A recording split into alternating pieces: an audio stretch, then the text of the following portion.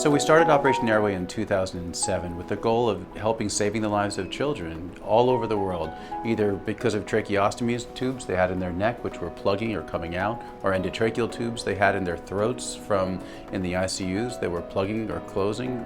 And the result was either these children were dying or were chronically neurologically devastated from lack of oxygen to their brain.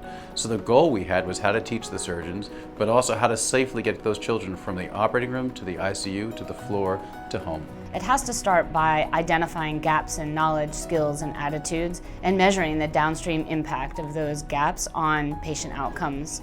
Only then are we going to be able to identify interventions, intervene, and then measure the impact of our interventions. Queremos construir un programa junto con anestesiólogos, con intensivistas y enfermeras que vaya orientado a mejorar la calidad de vida de estos pacientes. Estamos muy emocionados aquí en el Hospital de Niños Benjamin Bloom de parte de la Unidad de Cuidados Intensivos en que esta jornada nos acompañe debido a que nos traen tecnología, nos traen aprendizaje, nos traen práctica y eso eleva la calidad de atención de nuestros pacientes pediátricos.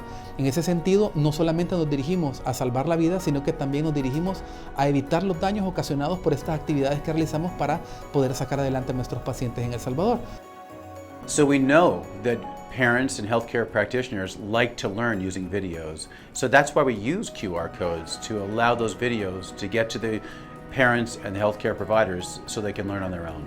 QR codes we use to teach caregivers and families. We know that they are accessible, they are easy to watch, they are convenient, and they are effective.